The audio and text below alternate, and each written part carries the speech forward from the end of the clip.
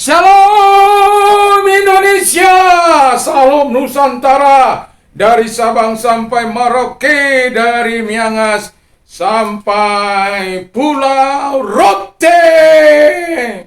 Senang bertemu di malam hari ini dengan bapak-bapak, ibu-ibu, saudara-saudari yang kekasih dalam Tuhan Yesus, teman-teman, rekan-rekan, sahabat-sahabat, handai tolan, dan semua rekan-rekan pemirsa. Puji nama Tuhan, saya berdoa supaya kekuatan Allah, energi Allah, urapan Allah, semangat dari Roh Kudus senantiasa menyertai kita. Sehingga pagi ini kita penuh dengan vitalitas, penuh dengan semangat, penuh dengan kekuatan, bergerak bersama dengan Tuhan. Puji nama Tuhan.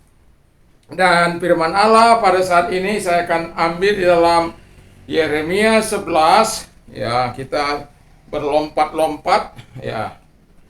Ayat yang ke-18 sampai dengan ayat 23. Demikian bunyi firman Allah. Tuhan memberitahukan hal itu kepadaku, maka aku mengetahuinya. Pada waktu itu Engkau Tuhan memperlihatkan perbuatan mereka kepadaku. Tetapi aku dulu seperti anak domba jinak yang dibawa untuk disembelih. Aku tidak tahu bahwa mereka mengadakan persepakatan jahat terhadap aku.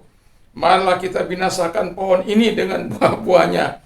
Marilah kita melenyapkan dari negeri orang yang hidup, sehingga namanya tidak diingat orang lagi. Tapi Tuhan semesta alam yang menghakimi dengan adil, yang menguji batin dan hati, biarlah aku melihat pembalasanmu terhadap mereka. Sebab kepada mulah kuserahkan perkaraku. Sebab itu beginilah firman Tuhan tentang orang-orang Anatot yang ingin mencabut nyawaku dengan mengatakan, janganlah bernubuat demi nama Tuhan, supaya jangan engkau mati oleh tangan kami. Sebab itu beginilah firman Tuhan semesta alam, sesungguhnya aku akan menghukum mereka, pemuda-pemuda mereka akan mati oleh pedang, anak-anak mereka yang laki-laki dan perempuan akan mati kelaparan, tidak ada yang tinggal hidup di antara mereka, sebab aku akan mendatangkan malapetaka kepada orang-orang Anatot pada tahun hukuman mereka. Puji nama Tuhan. Di sini kita bisa melihat firman Allah yang baru kita baca, bagaimana sebuah tragedi atau sebuah peristiwa yang tidak menyenangkan terjadi dalam kehidupan Nabi Yeremia. Dia mengalami tekanan-tekanan, bahkan ancaman pembunuhan. Nah, tema kita saat ini adalah run and hide or call on God when we face threat, ya. Atau yang dikatakan dalam bahasa Indonesia, lari dan sembunyi atau berseru kepada Tuhan ketika kita menghadapi ancaman. Jadi ini penting kita melihat bagaimana situasi kondisi kehidupan Nabi Yeremia ini. Yang sangat menyedihkan adalah bahwa yang mengancam itu adalah orang satu tempat kelahiran dengan dia, yang mengadakan hal yang tidak menyenangkan. Dan itu ada alasan dalam ini saya akan membawakan dalam 2 kali, di mana kita melihat peristiwa ini di dalam Yeremia, ya. Yeremia 11.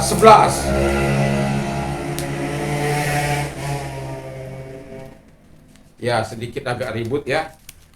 Di sana sudah banyak aktivitas mereka. Jadi puji nama Tuhan. Di sini saya mau katakan, ketika yang pertama Israel mengadakan persepakatan jahat melawan Yeremia. Jadi mereka berkata kepada Yeremia, si domba Cina katanya, ya. Jadi dia nggak tahu apa-apa, dia orang yang lugu, yang hanya tahu menyampaikan firman Allah. Dia hanya yang menyampaikan apa yang dikatakan Tuhan, tidak lebih dan tidak dikurangi, ya. Dia hanya menyatakan apa yang Tuhan mau, itu dia nyatakan. Makanya dia katakan dia itu bagaikan domba yang jinak, yang bisa disuruh-suruh, yang bisa dia apakah mana pun Tuhan mau. Tetapi domba yang jinak ini karena hidup apa adanya, bukan ada apanya, maka dia menjadi ancaman, dianggap menjadi ancaman bagi orang-orang Israel, khususnya penduduk kampungnya, karena dia kan anak imam di Anatot, ya.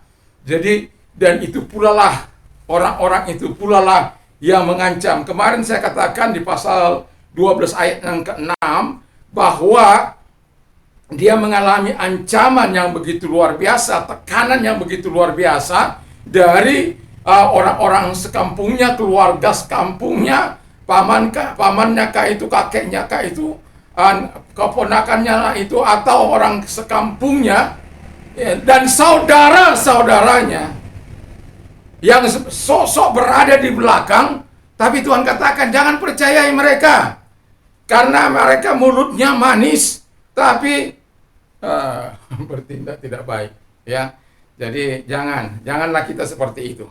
Tapi lebih baik kita melakukan apa yang baik di mata Tuhan. Tetapi yang mau saya katakan, Israel mengadakan persepakatan jahat untuk melawan Yeremia. Yeremia dianggap pohon yang perlu bisa dipotong kapan saja, dan dikatakan Alkitab yang kita baca tadi diumpamakan sebuah pohon yang sedang berbuah. Jadi dipotong saja, nggak ada artinya apa-apa, karena bagi mereka itu merupakan ancaman. Nah, nanti sore saya akan membawa kepada kita bahwa bagaimana kebenaran itu menggoncangkan sendi-sendi kehidupan mereka, sendi-sendi moral mereka, sendi-sendi ekonomi mereka, sendi-sendi politik mereka, sendi-sendi pribadi mereka. Dan itulah sebabnya mereka tidak menginginkan itu terjadi. Akhirnya seluruh kampung dari mana Yeremia berasal, mereka melakukan itu. Mereka mengadakan persepakatan jahat. Dan tujuannya adalah melenyapkan Yeremia dari kampungnya, supaya tidak pernah diingat-ingat lagi. Tapi saya mau katakan, nama Yeremia masih tetap dikenang sampai hari ini, sementara pengancam-pengancamnya tidak pernah diingat dan tidak pula pernah dituliskan siapa. Cuma dikatakan dengan orang-orang sekampungnya. Dan namanya tidak ada satupun yang kita tahu mungkin. Siapa yang tahu? Saya tidak tahu, terkecuali Raja, ya, Zedekia. Ya, puji nama Tuhan. Lalu yang kedua,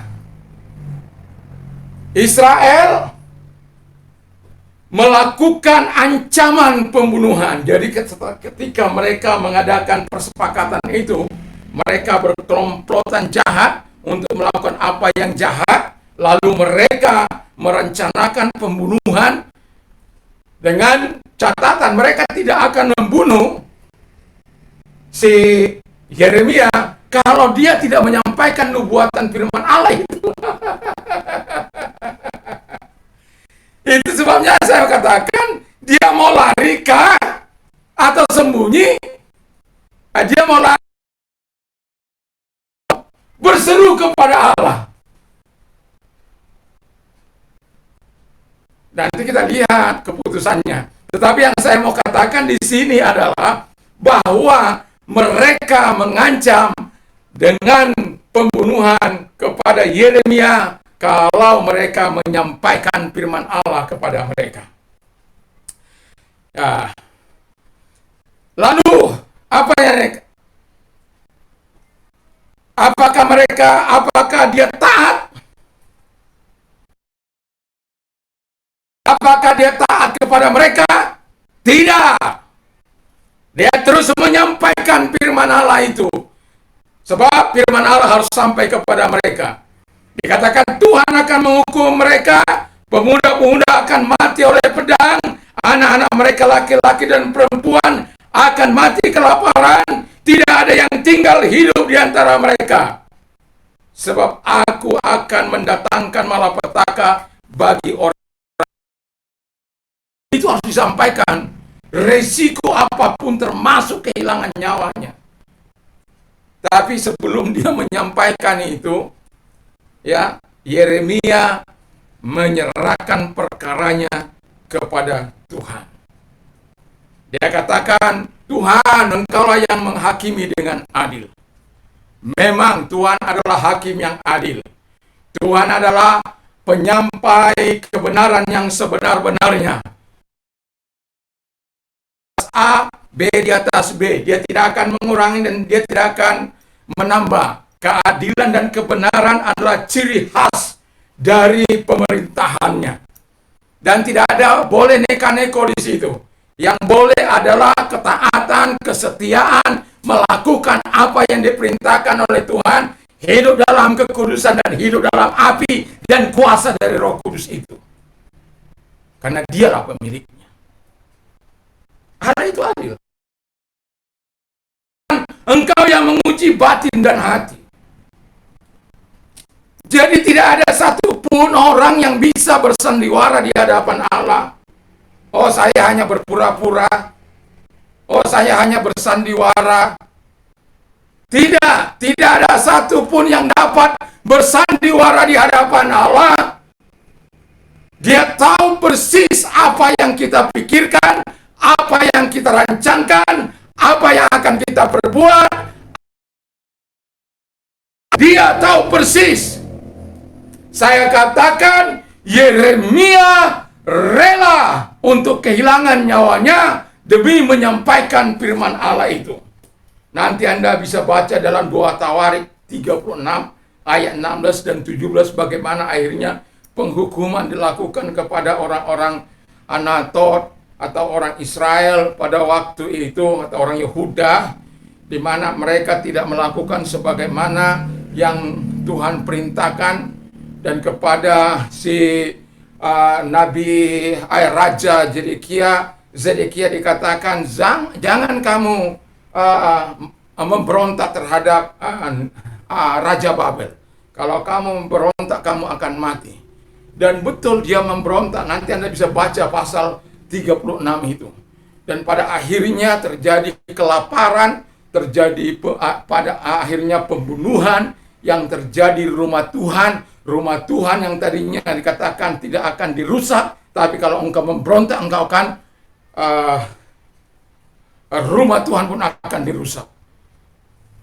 Dan terjadi kepada penduduk ini juga terjadi di rumah Tuhan, dibantai. Pembunuhan yang sadis. Dan Alkitab mengatakan tidak ada rasa belas kasihan. Anak-anak Zedekia raja itu di bumi hanguskan semua. Yang tua yang muda dibunuh.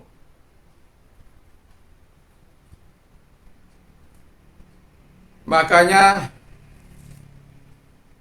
seringkali Tuhan mengatakan, mengapa kamu memilih yang jahat? Mengapa engkau memilih menghancurkan hidupmu? Mengapa engkau memilih menghancurkan keluargamu? Mengapa engkau memilih itu? Mengapa engkau tidak memilih untuk taat kepada Allah? Dan Yeremia, dia memilih untuk taat kepada Allah. Walaupun dia mengalami hal yang sangat menyedihkan sebenarnya dalam pelayanan ini selama 40 tahun. Ketika mereka dibawa ke Mesir, ketika dia di sana bernubuat, ketika dia dibawa ke Babel, dia di situ juga bernubuat. Dan dia tetap melakukan apa yang diperintahkan Tuhan kepada dia. Dan yang dikatakan lagi, yang terakhir dikatakan begini, pembalasan milik Tuhan.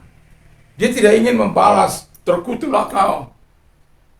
Saya ini kan orang kampungmu, saya ini kan saudaramu, saya ini kan keponakanmu, saya ini kan cucumu. Mungkin bisa saja dia begitu kan, orang sekampungnya. Dia dilahirkan di situ. Dan saudara-saudaranya pun, ya aduh. Ya, itu sebabnya dia meminta keadilan Tuhan. Kita masih ingat, vengeance is mine, is not, it is not yours. Pembalasan itu milikku, itu bukan milikmu. Jadi tahu persis Yeremia menyerahkannya kepada Tuhan. Dan yang mau saya katakan, ketika kita mengalami ancaman dalam hidup ini, apakah kita memilih untuk sembunyi atau lari? Ketika saya diancam untuk nyawa saya, kehilangan nyawa saya, dibuat surat terbuka. Jadi ketika dibuat surat terbuka, jadi hampir setiap hari mereka berada berkumpul di depan rumah saya, hampir tiap hari. Itu merupakan intimidasi kuat bagi saya. Tapi saya juga nggak minggir dari rumah ini, tapi saya juga nggak keluar dari rumah ini. Mereka sudah mengirimkan surat, kalau Anda tidak dengar-dengaran kepada kami akan bunuh. Satu kali saya sudah bilang sama jemaat, ya sudah, kita tidak usah beribadah, tapi datang saja, kita akan duduk-duduk saja. Nah itu hari Jumat malam. Ya, Jumat malam saya berdoa semalam-malaman, istri saya ada di samping saya, istri saya tertidur, dan saya melihat sebuah penglihatan yang begitu luar biasa. Ketika saya berada di satu tempat, ya, di sebuah lereng gunung, saya tahu persis itu pekerjaan saya di masa lampau, yang membawa kayu kelapa sawit pada waktu itu udah full. Jadi kalau kita turun ke lembah itu dengan muatan, dan saya tahu persis, sedangkan yang agak apa saja kita sudah harus ikut kencang berlari, apalagi dengan keadaan seperti itu, bagaimana kencangnya kita berlari. Terus saya, ketika Tuhan katakan turun, saya bilang begini, Tuhan, gak mungkin. Tapi saya bilang, karena Engkau yang menyuruh saya akan turun. Nah ketika saya turun, saya melihat banyak orang menolong saya. Kemudian turun sampai di bawah, enggak terjadi apa-apa. Semua capek, semua mengeluh. Ya. Lalu kemudian tidak berapa lama Tuhan katakan lagi, naik. Yang benar saja Tuhan, ini saja sudah, saya kira-kira komplainnya begitu. Tapi Tuhan suruh naik, karena Engkau menyuruh naik, aku naik. Nah, itu gunung itu lebih tinggi dari yang tadinya saya turun, dia lebih tinggi puncaknya. Jadi saya akhirnya entah kemana juga itu orang-orang. Tapi ketika saya bertindak, orang itu ada lagi mendorong sampai akhirnya sampai ke atas, dan sampai di atas semuanya bersuka cita. Haleluya, puji Tuhan, haleluya, senang semua. Lalu paginya saya bilang kepada istri saya, kita ibadah. Istri saya bilang begini, Pak, nggak boleh gitu dong. Papa kan sudah bilang bahwa nggak ibadah. Nanti bagaimana? Saya mau lebih taat kepada Tuhan daripada kepada manusia. Karena 2 minggu, kalau engkau tidak melakukannya, saya akan dibinasakan. Tapi karena call saja. Akhirnya tadi kan kami berjalan dari samping. Setelah itu saya buka pintu. Di hari Minggu saya buka pintu. Lebar-lebar saya buka. Ibadah. Dan ternyata hari itu tidak ada orang sama sekali di depan rumah saya. Yang mau saya katakan adalah persoalan kita, apapun itu kita harus bawa kepada Tuhan. Dan pada akhirnya saya mengalami kemenangan sampai hari ini. Kami masih bisa beribadah. Puji Tuhan, dimuliakanlah Allah yang maha besar itu. Jadi jangan pernah takut dengan ancaman. Memang kadangkala teror itu begitu kuat. Tapi kalau engkau datang seperti Yeremia, meminta keadilan kepada Tuhan, menyerahkan kepada Tuhan, dan pada akhirnya Tuhan menyatakan pembelaannya, Tuhan menyatakan kuasanya dengan mencabut nyawa provokatornya. Jadi jangan pikir Allah tidak mau bertindak. Kalau Allah, saya bilang begini, Tuhan 3 tahun saya dipermasalahkan orang ini, saya tidak pernah mau balas. Tapi karena ini sudah menyinggung nyawa, ya urus saja nyawanya, gitu. Dan betul Tuhan urus. Jadi bagi Tuhan tidak ada yang sulit. Layani Tuhan dengan sungguh. Layani Tuhan di dalam situasi dan kondisi apapun. Saya banyak kali ditinggalkan oleh jemaat oleh karena pelayanan saya yang terancam ini. Oleh karena situasi yang begitu mengerikan pada waktu itu. Tidak siap. Tapi karena ini sudah Tuhan anugerahkan bagi saya bagaimanapun saya harus berdiri bersama dengan Tuhan. Makanya Kak bilang kemarin itu kalau stand alone, saya itu sudah pernah berdiri stand alone. Jadi mari ya, kalau ada ancaman dalam pelayanan ini atau ya dalam kehidupan ini, apakah kita akan bersembunyi atau lari ke kita, atau kita datang kepada Tuhan? Kalau kita datang kepada Tuhan, pasti Tuhan berikan solusi yang terbaik. Mari kita tunduk kepala dan kita berdoa. Terima kasih Tuhan buat firman-Mu. Tuhan tolong kami semuanya sehingga kami melakukan apa yang baik dan benar di mata Tuhan. Tuhan tolong kami mau bersapaat bagi pemerintah kami. Diberkatilah pemerintah kami sehingga pemerintah kami melakukan apa yang baik di mata Tuhan. Tuhan memberkati, Tuhan menolong semuanya. Terima kasih Tuhan Bapa di surga. Biarkan kuasa-Mu menyertai Presiden dan Wakil Presiden, berikan hikmat dalam menjalankan roda pemerintahan ini sehingga pemerintahannya adalah pemerintahan yang dipenuhi dengan keadilan dan kebenaran dan takut akan Tuhan, sehingga membawa bangsa ini kepada kesejahteraan, kemakmuran, kemajuan, dan nama Tuhan dipuji dan dipermuliakan. Terima kasih gereja Tuhan dimanapun ada, Tuhan memberkati, dan stakeholder bangsa ini diberkati, para gubernur, menteri, pejabat gubernur, bupati, wali kota, camat, lurah, RT diberkati, aparat baik itu polisi maupun ABRI diberkati, dan juga gereja Tuhan diberkati, Aras Nasional diberkati, dan gereja-gereja Tuhan dimanapun ada diberkati oleh Tuhan. Seluruh penduduk Indonesia dari Sabang sampai Merauke, dari Miangas sampai Pulau Rote diberkati oleh Tuhan. Umat-Mu diberkati oleh Tuhan.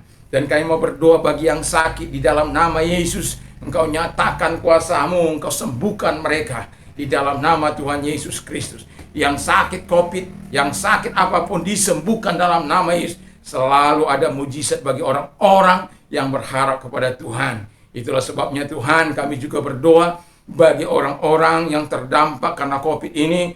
Tuhan hadir kepada mereka sehingga tidak ada lagi orang-orang yang melakukan kejahatan yang untuk menyambung kehidupan mereka dengan cara menipu, berbohong, bahkan Tuhan merampok dan lain sebagainya. Dan karena tidak mampu melakukan hal-hal yang jahat, dia menjahati dirinya sendiri, menjahati keluarganya dengan cara membunuhnya. Oh Tuhan Bapa di surga, Tuhan tolong. Sehingga setiap kami Tuhan tidak melakukan apa yang jahat di mata Tuhan, tapi menyerahkan persoalan kepada-Mu Bapa di surga. Sehingga kami berkata segala perkara dapat kutanggung di dalam Dia memberikan kekuatan kepadaku. Terima kasih Tuhan, Engkau mau menolong mereka, karena Engkau yang berkata, datanglah kepadaku, hai kamu yang letih lesu dan beban berat, aku akan memberikan kelegaan bagimu. Dan Engkau juga yang berkata, serahkanlah segala khawatirmu, persoalanmu, sebab aku yang memelihara engkau. Terima kasih Tuhan Bapa di surga, kami percaya terhadap janji-Mu, kami percaya firman-Mu, kami percaya karena Engkau sangat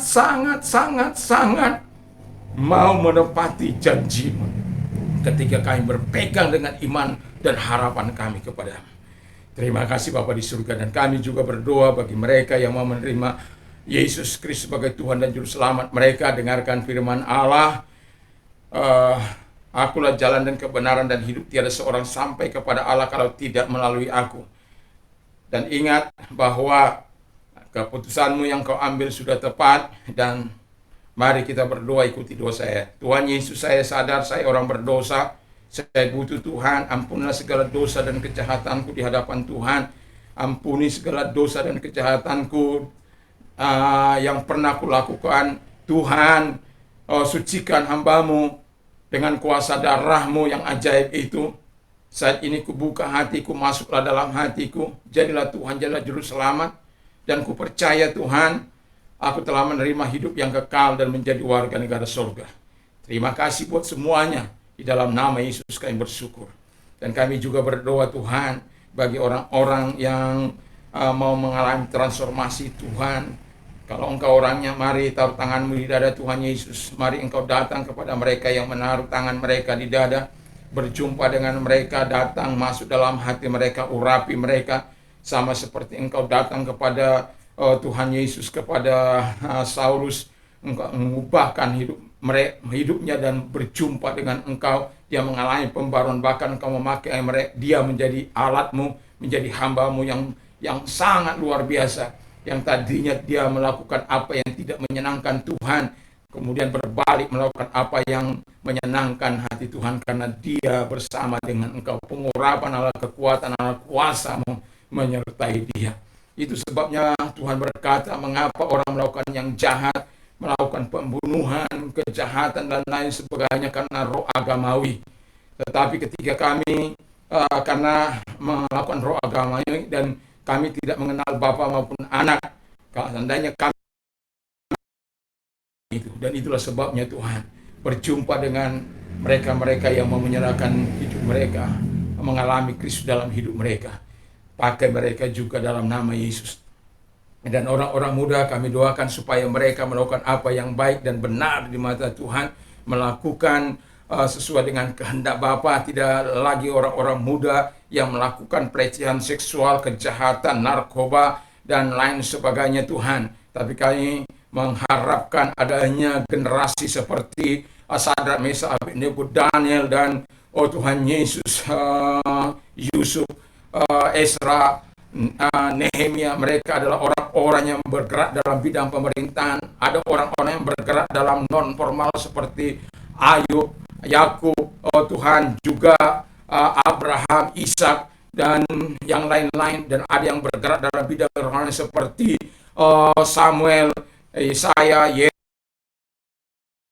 Yesus, seperti para murid Paulus, Stefanus, dan juga Tuhan Yesus, Timotius, dan Epaphroditus. Mereka adalah orang-orang yang Kau pakai di masa mereka, di mana mereka hidup pada waktu itu menjadi berkat bagi bangsanya. Dan itu sebabnya kami berdoa bagi anak bangsa ini, orang-orang muda memiliki kehidupan yang berlian, memiliki rasa takut akan Tuhan, sehingga mereka melakukan apa yang benar dan baik di mata Tuhan. Terima kasih, sehingga ketika mereka di dalam nama Yesus kami bersyukur dan kami berdoa. Terpujilah Engkau, kami ingin bersyukur, kami berdoa dalam nama Haleluya. Amin. Tuhan memberkati kita. Bagi Anda yang sudah menerima Yesus sebagai Tuhan dan Juru Selamat, Tuhan menyatakan kebaikan dan kemurahan-Nya bagi kita semuanya. Puji nama Tuhan. Dan bagi Anda yang sudah mengalami pertolongan Tuhan, silakan saksikan kemurahan Tuhan. Dan juga saya mengatakan kepada kita, damai sejahtera Allah yang melampaui segala akal akan melihat hati dan pikiran kita dalam Kristus Yesus. Berbagi, menyimpan dan melakukan firman Allah dalam hidupnya. Iman timbul dari pendengaran firman Kristus. Apa saja yang orang lain ingin lakukan kepada melakukan juga lah. Kalau dicuri itu sakit, jangan mencuri. Dan juga aku akan mencukupi segala kebutuhan menurut kekayaan dan kemuliaan dalam Kristus. Apa saja yang kau minta dan doakan, percayalah bahwa engkau sudah menerimanya, maka hal itu akan diberikan kepadamu. Puji nama Tuhan. Tertawalah dengan orang yang tertawa, menangislah dengan orang yang menangis. Dan saya tetap berdoa setiap kita bisa berkata segala perkara dapat kutanggung dalam Dia kepadaku. Puji nama Tuhan. Tuhan memberkati. Dan apabila pagi ini kita mau beraktivitas, ingatlah penyertaan Tuhan selalu bersama dengan Engkau, sehingga perkataan kita, perbuatan kita, tindakan kita, semuanya mencerminkan tentang Kristus. Terpujilah Tuhan, karena kita adalah suratan yang terbuka yang dapat dibaca semua orang melalui perbuatan kita. Puji nama Tuhan. Dan saya juga mau katakan kepada kita, apabila kita keluar rumah, mari kita mentaati 5M itu, yaitu yang pertama memakai masker, yang kedua mencuci tangan dengan air sabun atau hand sanitizer, yang ketiga menjaga jarak, yang keempat mengurangi kerumunan, yang menjauhi kerumunan, yang kelima mengurangi mengurangi mobilitas kita, dan yang keenam yang tidak kalah pentingnya berdoalah. Berdoa untuk dirimu, berdoa untuk keluarga, berdoa untuk masyarakat lingkunganmu, berdoa untuk bangsa dan negara, dengan satu harapan kita bersama. Pandemi ini segera berlalu dan kita bisa beraktivitas kembali, ekonomi, politik, semuanya boleh berjalan sebagaimana sebelum kita mengenal COVID ini. Tuhan Yesus memberkati. Salam Indonesia, salam Nusantara. Haleluya, haleluya. Amin.